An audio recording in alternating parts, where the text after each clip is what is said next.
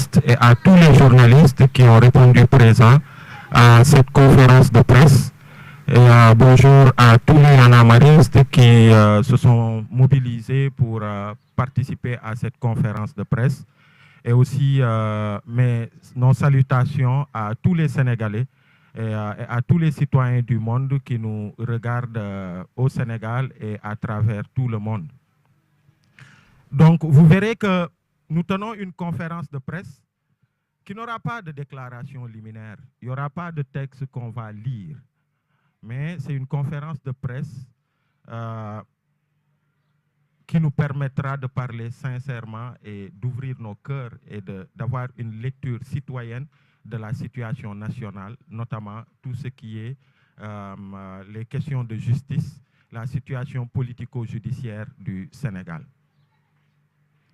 Et ce que je vais rappeler dans un premier temps, c'est de dire que le 24 mars 2024, le peuple sénégalais a encore, à travers un sursaut important, s'est mobilisé pour la tenue des élections présidentielles qui se sont déroulées au Sénégal, après toute la lutte qu'il y a eu, que vous connaissez mieux que moi, parce que beaucoup parmi vous, c'est des visages que j'ai reconnus sur le terrain à des moments brefs de l'histoire de notre pays. Donc, face à toute cette situation et face à tout ce que le régime de Macky Sall a pu faire, a pu poser comme acte, allant dans le sens de la répression, allant dans le sens de l'emprisonnement, allant dans le sens même de Sénégalais qui ont été assassinés, qui ont été tués froidement lors de manifestations pacifiques. Plus de 80 personnes, 80 citoyens sénégalais ont perdu la vie pendant ces périodes-là. Et après cette tentative ultime du président Macky Sall de connivence avec la législature qui vient de se fermer, cette volonté qui voulait amener à ce que les élections se tiennent en décembre prochain, le peuple sénégalais est resté droit dans ses bottes. Il s'est battu au prix du sang et au prix de la liberté et de la vie de beaucoup de Sénégalais pour que les élections, que ce rendez-vous de la démocratie sénégalaise soit honoré. Et c'est comme ça que les élections ont pu se tenir et le peuple est sorti pour s'exprimer massivement. Et ce qui a consacré l'élection du président Bassirou Diomaye Faye avec un score historique pour un opposant qui va aux élections face au parti au pouvoir et gagner les élections avec un score de plus de 54% au premier tour. Et il faut rappeler aussi que quand le peuple sénégalais se levait de façon héroïque pour faire ce vote, c'était dans une optique. C'était dans une optique de rupture avec la façon dont le pays est gouverné et la façon dont la démocratie, les libertés et l'état de droit sont bafoués contre, en fait, au Sénégal par les autorités, par le régime du président Macky Sall qui a été sanctionné.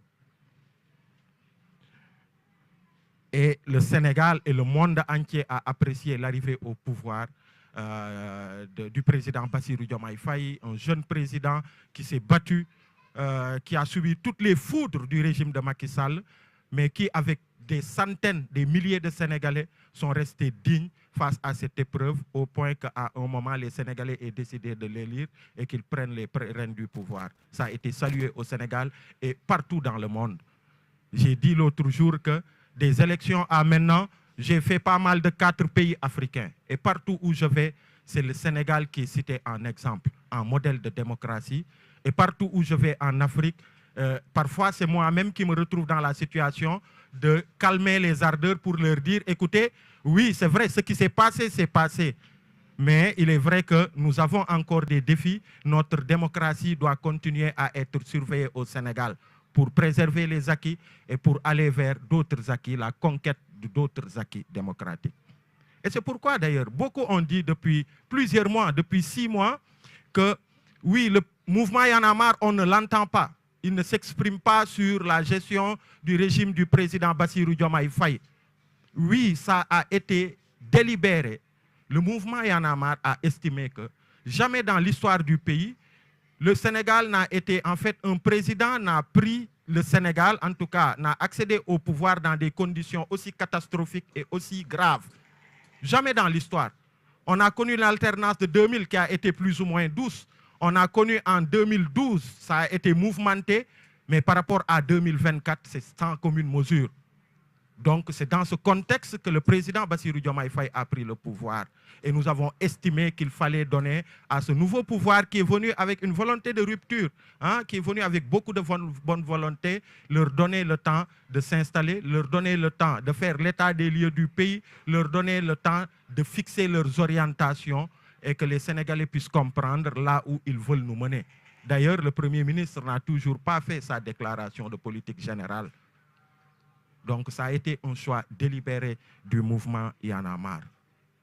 Mais nous sommes amenés aujourd'hui à prendre la parole. Malheureusement, parce que nous, on n'aurait pas voulu prendre la parole au bout de 6 mois du régime du président Bassirou Diomaye Faye par rapport à ce que je viens de dire.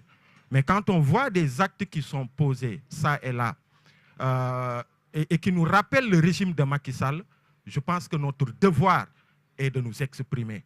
De la même manière qu'on s'est exprimé dans le passé, de la même manière que parfois, sur des questions de démocratie et d'état de droit, on a été aux côtés de l'actuel Premier ministre Ousmane Sonko, président du parti PASTEF. De la même manière que lors du M2D avec l'actuel président Bassirou Diomaye Faye, nous avons été dans le leadership qui a piloté le M2D pour défendre notre démocratie. Et de la même manière que sur beaucoup de luttes, beaucoup de Sénégalais qui sont de l'opposition, à l'époque qui étaient de l'opposition de la société civile, nous avons voulu être là face au régime de Macky Sall. Et de cette même manière, on a estimé qu'il est important d'alerter. C'est là où nous en sommes. D'alerter sur ce qui se passe actuellement, sur les questions de justice. Parce qu'on estime que déjà le président Bassirou Diomaye Faye, on se rappelle le 2 avril, lors de sa passation, de sa prestation de serment, avait dit une phrase qui était super importante et je pense que beaucoup de Sénégalais ont apprécié, la plupart d'ailleurs. C'est que son régime s'inscrirait dans le sens d'aller vers un Sénégal apaisé. De 2021 à 2024, fitna rek amoon ci réew mi. Tëj nañu, tijji nañu, jàpp nañu, diw wax na, diw posté na, lui-même le président Bassirou Diomaye Faye. Juste un poste pour donner son avis sur l'institution judiciaire, ça lui a valu d'être arrêté, d'être traîné au niveau des tribunaux, d'avoir fait les retours de parquet, d'avoir fait les gardes à vue et après ouverture d'une information judiciaire pour faire 9 ou 10 mois de prison à Rebeuss. Donc, il a parlé de Sénégal apaisé, il a parlé de justice indépendante, il a aussi parlé de démocratie apaisée. Et ce qu'on a vu ces derniers jours ne vont pas dans le sens d'apaiser la démocratie du Sénégal. Parce que quand même, nous, il y a 6 mois derrière, il y a 7 mois, on n'aurait pas cru qu'au Sénégal, on serait là pour parler parce qu'un opposant à quelques semaines des élections a été arrêté, cybercriminalité, pour en fait des délits d'opinion. On n'aurait pas cru qu'aujourd'hui on aurait parlé de ça. Un opposant politique, parce qu'il a exprimé une opinion, qu'elle soit fausse, qu'elle soit autre chose, mais qu'il soit arrêté et qu'il soit traîné en justice pour ça. De la même manière aussi, on n'aurait pas cru qu'au bout de 6 mois, qu'un journaliste serait arrêté parce qu'il a critiqué des chiffres que le gouvernement a avancés. Et avant de commencer cette conférence de presse, nous avons appris qu'ils ont été libérés, de même que même Kader de Sen TV. C'est une excellente chose, c'est ça la normalité. Parce que ces interpellations n'auraient pas dû avoir lieu. Et justement parce que la priorité, et le peuple sénégalais pense qu'aujourd'hui, la priorité, est-ce que vous avez entendu quelqu'un parler de dossiers, par exemple celui de Lat Diop ou d'autres? Non, parce que justement, la priorité aujourd'hui, c'est de s'intéresser à tous ces gens qui ont été au cœur du régime de prédation de nos ressources, qui sont épinglés par des rapports, plus d'une dizaine, d'une quinzaine, qui étaient sous le coude de Macky Sall, pouvoir s'intéresser à cette reddition des comptes.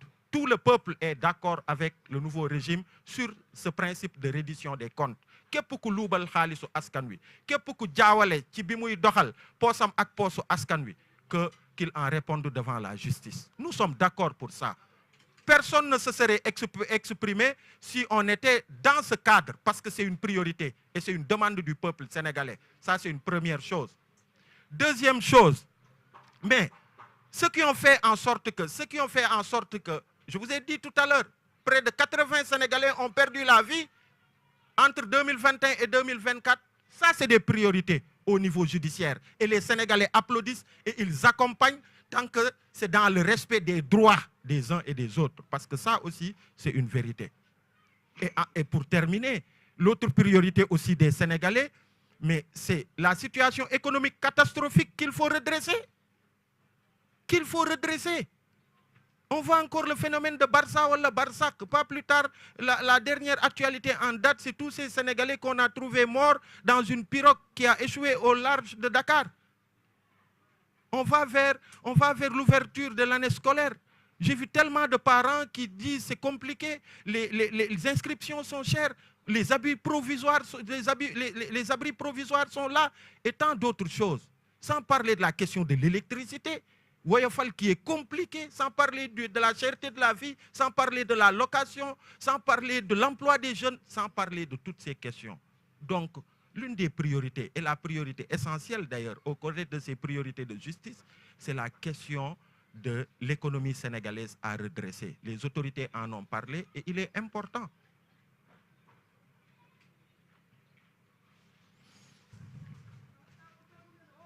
Et donc, voilà, on estime que c'est une très bonne nouvelle que les libérations aient eu lieu et c'est ça qui doit être la normalité. Sur des délits d'opinion, arrêter des... Parce qu'on l'a combattu, les gars. Ce qui fut injuste hier ne saurait être juste aujourd'hui. Ce n'est pas possible. Le mouvement Y en a marre a été aux côtés de Pastef, de toute l'opposition, des militants de la démocratie pour dire non à Macky Sall qui emprisonnait les gens sur la base de délits d'opinion. On ne saurait l'accepter aujourd'hui. Ce n'est pas possible. Et à l'époque, quand on le faisait, ce n'était pas facile pour nous. Moi, j'ai fait 4 mois et 10 jours de prison, juste parce que les autorités de l'époque, ils ont estimé, parce que vous avez tous vu les circonstances dans lesquelles j'ai été arrêté. Et dans 2 jours, jour pour jour, ça va faire 1 an que j'avais été cueilli sous le regard de mes fils pour m'amener à Rebeuss de façon injuste. Et beaucoup d'autres Sénégalais ont vécu le même sort, et pire que moi. Et ce n'était pas facile pour nous. Et on en a assumé toute la responsabilité parce que ceux du régime de Macky Sall disaient Aliou Sané, il y en a marre de nous Ousmane Sonko. En réalité, ils n'avaient pas compris. Comme Wade n'avait pas compris, justement, qui pensait qu'on était avec Macky Sall. Et aujourd'hui, il est clair qu'on est là, on est encore sur des principes. On est encore sur ce qui fait avancer ce pays. C'est ça qui fait bouillonner nos cœurs. Hier, on a reçu une délégation de la société civile malienne qui nous demandait, mais face à toutes les difficultés, qu'est-ce qui vous permet de tenir? Je lui dis, c'est parce que ce qui brûle nos entrailles est plus fort que la crainte et toute autre chose. On est sur des questions de principe. Et c'est au nom de ces mêmes principes qu'on s'exprime aujourd'hui.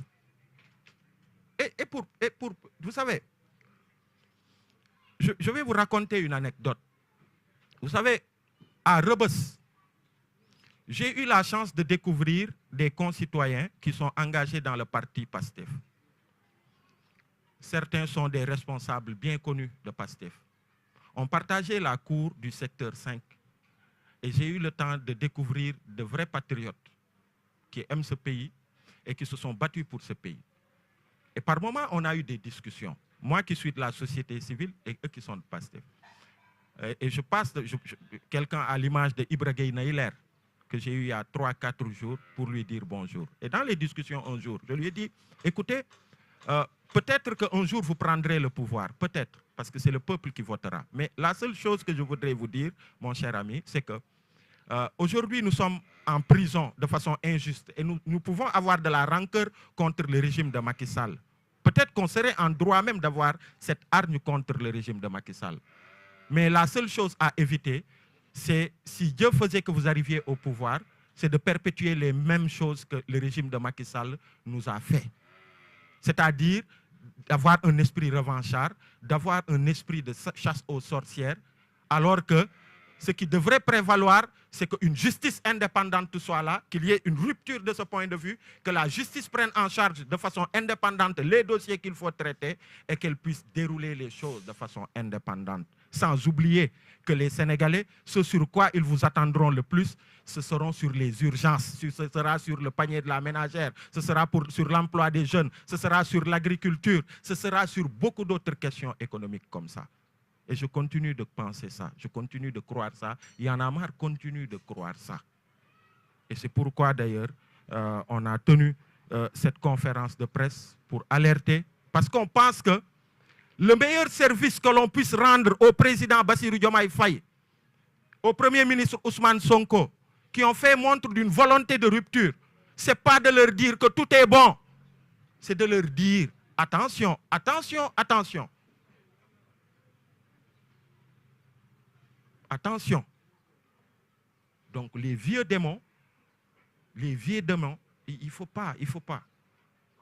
Donc c'était vraiment ça en français, les propos liminaires que j'ai voulu tenir. Et si vous voyez, ce n'est pas des choses décrites que je lis, mais c'est des points que j'ai consignés qui nous viennent vraiment de nos entrailles et qu'on a voulu partager avec le peuple sénégalais. Donc merci beaucoup à toutes et à tous. Je vais donner la parole à Tchad. Merci.